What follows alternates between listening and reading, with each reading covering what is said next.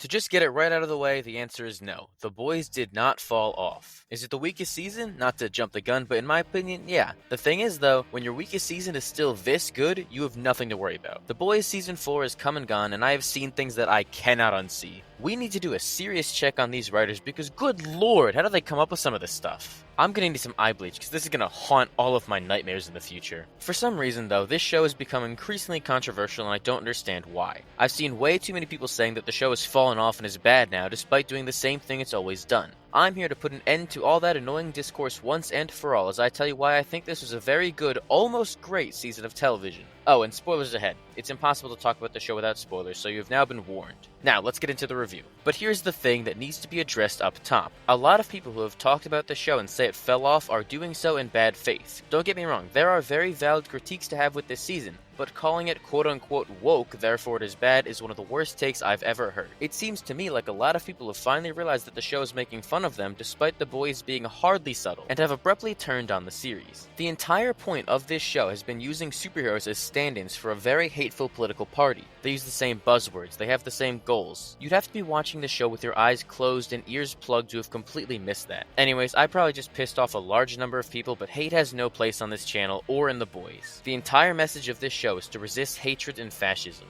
Okay, but now to get into the actual review of the season itself, because there is a lot that I have to say. I probably won't cover everything because we'd be here all day, and there is so much I can't show or talk about because YouTube would come to my house and break my knees, so if I miss something, feel free to comment down below and I'll give you all my opinions. There's still a ton to cover here and now, so I think the best way to do that is with some pros and cons. Up first is my biggest positive, that being how much character development everyone got. A large portion of this season was focused on splitting the boys up and allowing them all their own arcs to develop, taking them in new directions and making sure everyone had a lot of depth as we move towards the final season. It was a really smart idea to put so much effort into defining these characters and where they stand as everyone was united under one common theme: being haunted by your past. Nearly everyone's journey this season started with them having to confront a part of their past. Butcher had Kessler, Hughie had his mom, A-Train had his past actions as a soup, Kimiko in her time with the Shining Light and she lost her voice, Frenchie's life as a hitman, and most notably of all, Homelander's upbringing. The theme of traumatic past is everywhere this season, and I think tying everyone into one common idea does a lot for their development. The standout example of this is by far A-Train. He's the MVP of this season, without a doubt. Running through Robin was the inciting incident of the entire show, and to now see him come full circle into living up to the hero title has been a joy. He absolutely started out as a bad person, don't get me wrong, there's no denying that. He was loyal to Homelander to a fault, but over time you can see him leaning more and more towards wanting to do the right thing. It took the Blue Hawk incident back in season 3 to radicalize him as he grew frustrated with the Seven and Homelander's hypocrisy. But it isn't until he makes an actual save for once that things click for him.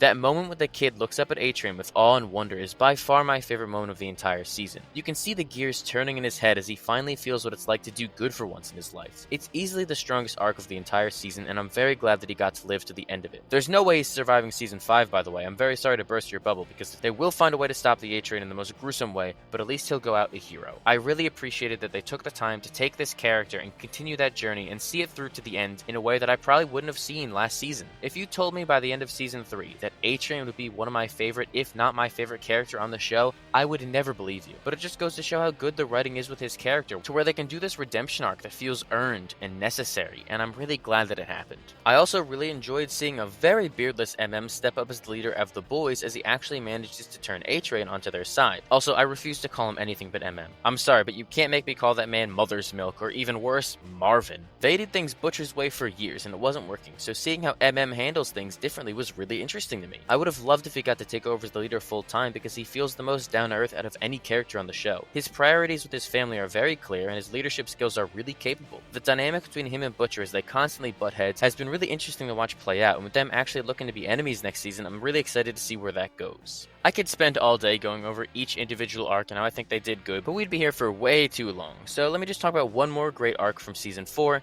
that being Homelander. I am very scared of Anthony Starr. He plays Homelander a little too good for my comfort. It really feels like this man is a powder keg about to explode at any moment. After last season's cliffhanger where he realizes he can basically get away with anything, it's gotten to a point where I'm genuinely terrified anytime he's on screen. It's so tense knowing that he could just laser anyone in half if they even look at him the wrong way. So to watch him continually spiral this season as he seemingly develops dissociative identity disorder is even more dangerous for everyone else, as now even his own reflections set him off. With Ryan now under his wing as he begins to pollute reboot his mind, we're seeing a much different side to him, as he actually has to show care for someone other than himself for once. Obviously he's very bad at it, but he's teaching Ryan just enough of the wrong lessons to keep him satisfied and quote-unquote protected. With someone so powerful, everyone of course fears him, but it's interesting to watch Homelander get sick of being surrounded by yes-men all the time. Bringing in Sister Sage, who I'll get to more later, and how he slowly starts to hate her more and more because he can't handle someone smarter than him was very in line with his character. And I do really enjoy how stupid Homelander is. He only thinks with his instincts and broad ambitions, but the moment he's challenged by real-world politics, he has no idea what to do. The one scene where all the politicians were quizzing him on how he'd handle these really important and severe political topics and he has no idea what to do, just shows how inept that character really is, and adds a lot of complexity to Homelander and shows that he's not fit for this job no matter how much he tries to force himself into it. That man wants global domination but doesn't have the slightest clue how to operate outside of brutal murder. And speaking of that, the big moment for him is of course that horrifying lab massacre. Some of the hardest scenes to watch in the entire show, which says a lot. It shows just how he became the monster he is today and why he's so desperate to feel genuine love despite not having any empathy and ruling through fear. It's weird how they try and make me feel bad for Homelander because I don't want to do it because he's one of the worst characters of all time, but you can at least see and understand where it all went wrong for him. There isn't a character in this series who's had a more interesting and consistently well-written journey than him.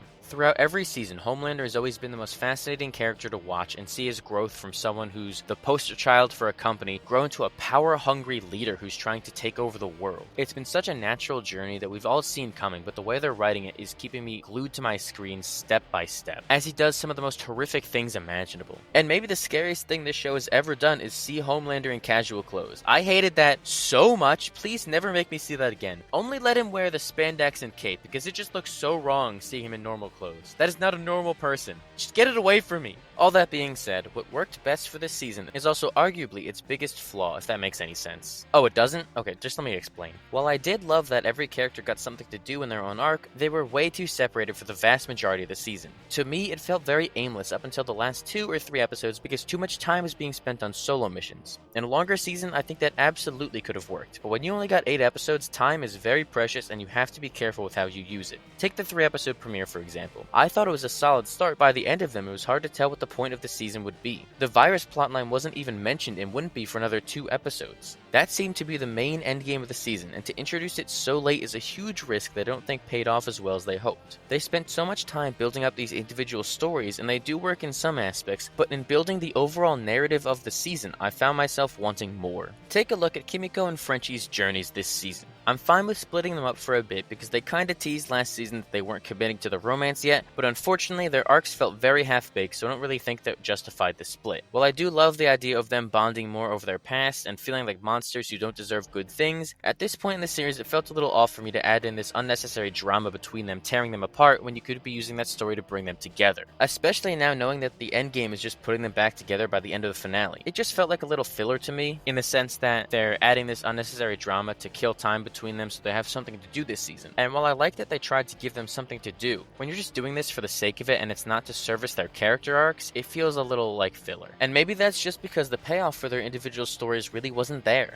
Frenchie turns himself into the authorities and is broken out of jail by Butcher, and that's just it. They don't really return to that guilt for him. He just says he's mad he was free, but he never tries to go back or anything. I think the Collins story is well written. I like that they explore Frenchie in this relationship with someone who he's done horrible things to and trying to keep that a secret while also deeply caring for the person. And I'm more than happy with them leading into Frenchie being bi. The seeds were always there. But I just wish that there was something more to the end of that arc. It's not as impactful when it just kind of teeters off and there's no real payoff to it besides a conversation he has in the finale with Kimiko, who is my favorite character in the series, by the way. I love Kimiko so much. She has really quickly grown into this character who I enjoy watching in every single scene. I was really looking forward to her story, and I feel like they didn't do it justice the way I would have hoped. There were little teases throughout, like at the convention when she attacked the guy who used a picture of her and tries to go against the human trafficking ring, but I feel like that's all we got for forward growth. They have the flashback, which is really nice to see what happened to her, and the payoff in the finale with her voice is incredible. Kimiko was such an important character earlier on in the show, and I get as you add in more characters she can get lost in the shuffle a little bit, but I don't think that she should. There's such an interesting idea you can do with her in this human trafficking ring,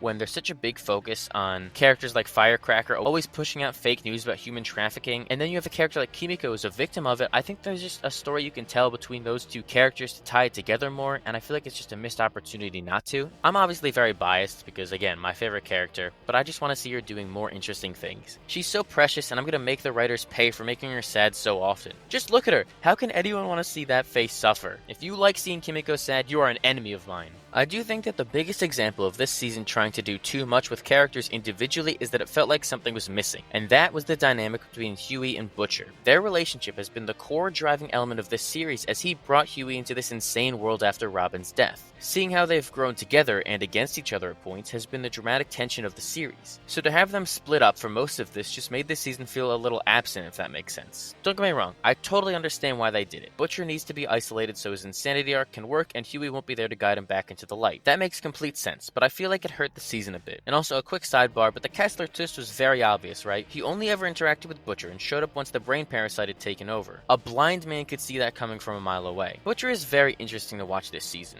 I've been pushing to see him become the villain. You just got to trust me on that one, okay? I don't have the video proof. This got us there, but it also felt a little regressive for his arc. Like he gets the parasite that represents his old self and kind of undoes his growth we've seen thus far. I don't think it's too big of a problem because the finale handles it well with Ryan and Grace's awful handling of that situation trying to force him to do something, thus making Butcher make the hard choice to save himself to do things his own way as he becomes a total hypocrite. Just having this parasite try and manipulate him and bring out his older emotions does feel a little aggressive to me in that they're just trying to bring Butcher back to season 1 because that's where they need him, but having Butcher see his world crumble around him and realize, okay, I need to step in, I can't just take the easy way out and die, that interests me. But what he's doing for most of the season isn't as interesting to me because it's just kind of him arguing with a worm that's obviously going to be revealed to be a fake person in his head, and I just wish we saw Butcher with Hughie more. The brief times we get to see them together is great, and it feels like there was something to that arc where it could have worked even better if you had Butcher slowly turning and Hughie's constantly bringing him back until you get to that breaking point when Butcher has to make this decision.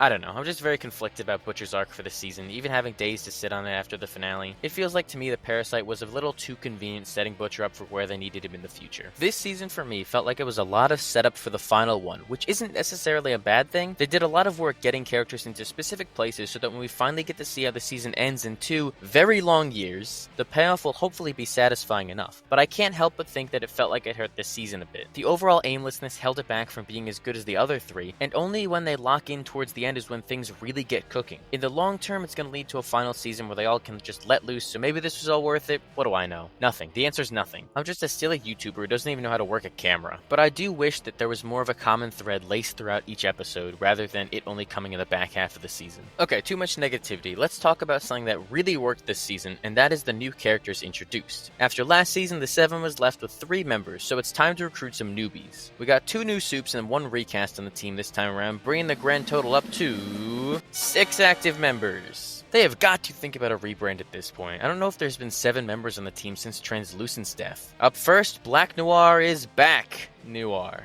I was honestly disappointed with how he died last season since he never got to confront Soldier Boy, so I was apprehensive with how they'd handle an in-universe recast of the Silent Suit, but I can't lie, I absolutely love this guy. Nathan Mitchell stole every single scene. His comedic timing is so good. The idea of a guy playing an evil monster and perfectly okay with killing, but can't get past the fact that he doesn't understand his motivations is the funniest thing ever to me. The first moment when he spoke caught me so off guard and made me laugh so much. I could watch him and the deep banter for an entire episode and never get bored. A fantastic new addition to the team. I'm very glad they're letting Mitchell show his personality as the new member of the team after being under the mask for all these years. Then, of course, we had Firecracker, and I would like to say up top that I could not fix her. None of you can, so don't even think about it. Watching people thirst over her on Twitter only for her to get worse and worse every single episode was very funny to see in real time. I said before that The Boys has hardly ever been a subtle series with its political commentary, and that has never been more apparent than here. Firecracker is a very obvious satire on right-wing grifters who feed people fake news and hate speech for their own financial gain. She's basically the female Alex Jones in this season and works really well in a few key ways. The first is just to make fun of those kinds of people, which is always very satisfying for me. The commentary on religion and how terrible people hide behind it to justify their awful actions was spot on and scarily accurate. It's not often that you see a mainstream show like this call out pedos who say they've been saved by religion after being exposed. I respect the hell out of them for calling out this halo effect where conventionally attractive people can get away with sickening crimes as she used her position of power to take advantage of the children she's there to quote-unquote protect. Again, sadly realistic. She also works really well as a foil to Starlight in this season. Annie's having this identity crisis as she tries to just be herself for the first time ever, while the world needs her to be Starlight. Firecracker acts as a ghost from her past way back when Annie made her lose a beauty pageant. Now Firecracker is there to ruin her life and get revenge by painting her and the Starlighters as villains. It helps to paint Annie as a more flawed character and humanize her, which is always nice to do with big, larger-than-life characters like her. The most notable thing that Firecracker does this season is with Homelander, though, and that interesting relationship. Her total devotion to him, to the point where she's slowly killing herself so that Freak can get his milk, is a huge part of his arc and the culmination of hers as she goes full grifter. She's a fantastic addition to this show, and I'm really excited to see her inevitable heart attack in the next season. Rest in piss, Bozo. Her days are so numbered. I've never seen a character more obviously dying than her. But by far the most interesting addition to the cast for me was Sister Sage. I cannot get enough of her as a villain. She was fascinating to watch develop over the course of the season. From Homelander recruiting her. Okay, please stop. Get that picture off the screen. Go. Get it out of here. I told you I don't want to see that ever again. Ah, it is so cursed. But from her recruitment to the finale, I was never truly able to tell what she was up to, which is the sign of some great TV. It was nice seeing someone who doesn't fear Homelander can actually stand up to him in a way that means something. As the smartest person on the planet, you can tell it just by the way she acts and has everything accounted for. In a show that is mostly about being physically imposing with larger-than-life abilities, it was a nice change of pace to have someone with a galaxy brain that was genuinely making a difference through just intellect alone. And with a character so smart, I absolutely loved the reveal that she had to lobotomize herself to take the edge off and have some fun. It was the perfect kind of disgusting gore you can only get from this show that added a lot to this character. It also results in maybe the best joke of this entire season when the Deep realizes that Sage has been sleeping with Noir, and she does it with her brain intact. Comedy gold right there. The moment that Sage became my favorite new character though was right at the end when she revealed that she did everything just to see if she could. She's such a psychopath that she doesn't mind people dying just so they could all be a part of her little chess game and test her theories on humanity themselves. It was one line that went really far in adding a lot of depth to her character, which I really appreciated. I do wish we could have seen how she manipulated everything more in a montage type sequence there just to give her credibility on more than just word alone, but there's still time for that in the next season. I do have one more big issue with the season that needs to be talked about, and that's the over-reliance on gore and sexual scenes for shock value more than plot. There are definitely times when it works for the narrative, like that disgusting Splinter scene. Now I'm thinking about the sauna again. Okay, you know, you have to go think of the sauna scene now too. I'm putting that image in your brain, alright? We're gonna suffer together. But what didn't work was the entire tech cave sequence for me. That was by far my least favorite episode of the season because of how poorly they handle things. Serious question, what do the writers have against Hughie, man? He suffered more than Jesus at this point. I don't get why they put him through the ringer this season. It started out so great when his story was about his father. That entire sequence in the hospital where the V is corrupting his brain is genuinely terrifying and the most emotion I've ever felt watching this show. So to then have Hughie get assaulted the very next episode and play it off for jokes? That is just not right. I honestly didn't realize it was supposed to be a joke at first because I was so horrified by it, but apparently according to showrunner Eric Kripke, he thought it would be hilarious. That disappointed me a lot hearing that. For a show that handled sexual assault and the effects of it so well with Starlight in season 1, to see them play it off for laughs here was genuinely insulting. It's made worse when they do it again the next 2 following episodes with the shapeshifter. And then they have the gall to make Annie get mad at Hughie over it for some reason, which is not only out of character for Annie, but sends a very bad message about sexual assault. They had Hughie apologizing to her for being tricked, that someone with an exact copy of physical traits and memories was posing as him and assaulting him to get information. It does not sit right with me the way they handled Hughie this season after episode 5. He's supposed to be the point of view character for the show, and it feels like they don't know what to do with him, so they're just making him go through these horrifying things and then barely addressing it. Or if they do address it, they do it in a bad way. There's no nuance or sense of dread for how scary these things he went through were. They were just played up for laughs or hardly acknowledged. And that really sucked. I expect a lot better from this show, and I hope they see the backlash from those scenes and don't make the same mistakes again in the future. Let's just try and end things on a high note though, just like the show did. Because holy shit, that finale was perfect. I bumped my rating for the season up as a whole because of how good they ended things off. Personally, I was disappointed with how the season 3 finale ended things a little too clean and conveniently, so I was hoping to see some real status quo changes here, and they did not disappoint. The overall story of the season, with a political assassination attempt, which surely would never happen in real life during the same week, worked really well for me. There was so much riding on who killed who first as both sides tried to get their guy in office for the betterment of the country. The stakes are higher than ever now with Homelander practically puppeting the president around, around and Butcher turning on the boys. Those last 10 minutes had me ready to run through a wall, dude. I was so hyped. The heart-shaped box needle drop hit like crack in the 80s, but the montage that followed had my jaw on the floor. From Annie getting her powers back, to MM not being able to catch a break, to then Kimiko finally speaking again for the first time in years, I was pumping my fist so hard in the air. And if that wasn't enough, we got the Soldier Boy post-credit scene. He's finally gonna return to us. His absence was absolutely felt this season, so I cannot wait to see how he plays into the final one. I can't state enough how that finale got my adrenaline running. I was ready to start shouting the show's praises from the rooftops. It made me completely forget about a little bit of a messy season that came before because of how strong they ended things. Even Homelander living worked for me, and I was someone who thought he needed to die at the end of the season. It ramped things up in a really exciting way, as this acted as the series version of Infinity War: Empire Strikes Back. Our heroes are at the lowest point with the odds stacked against them as things need to get worse before they can get better. But oddly enough, it also left me feeling pretty hopeful in a way. Hughie seemingly stepping up as the leader of the boys, and his speech about being humans, not monsters, felt like a turning point to me. This show has been very upsetting and depressing to watch at times, but with how dark things are now, that new mindset is like a shining beacon of hope on the final season that has me thinking we may actually get a positive ending after all. We'll have to wait 2 very long and grueling years to find out, and I may lose my mind before then, but I can't wait to see how it all concludes.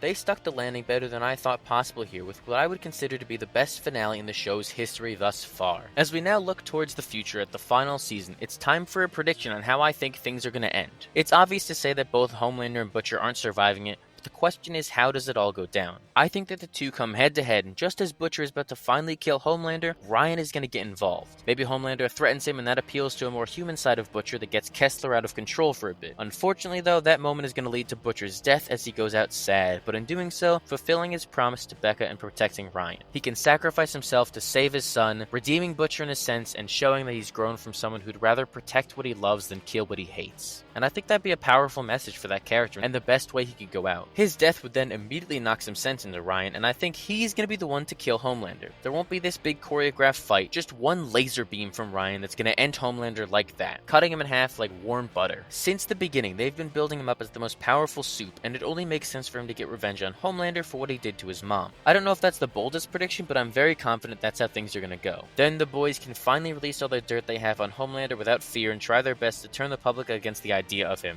But that's going to be a whole other challenge that they'll probably save for another spin-off. You know they're making a Boys Mexico show? I keep forgetting that's in development because they announced that and that's really been it, but I don't have any idea what's going to go on there. As long as they're good like Gen V, I'll watch them all. Was season 4 of The Boys perfect? No, not in the slightest, but it was far from bad as some people want you to think. I found myself enjoying every episode even in spite of its flaws. When it works, it really works and delivers on some great storytelling and satire. It takes a few episodes to properly get going and cook, but I do think there's some great stuff in there that elevates the season from just okay to good. With the ending on the way, I'm optimistic that they'll learn from what didn't work here and deliver a final season that wraps everything up neatly in an emotionally satisfying way. I'm very glad that this show exists, and we have something that makes fun of not just the superhero genre and its tropes, but American politics as a whole. It's a show that's f***ing diabolical for better or for worse, but at the end of the day, it's still enjoyable, and that's enough for me.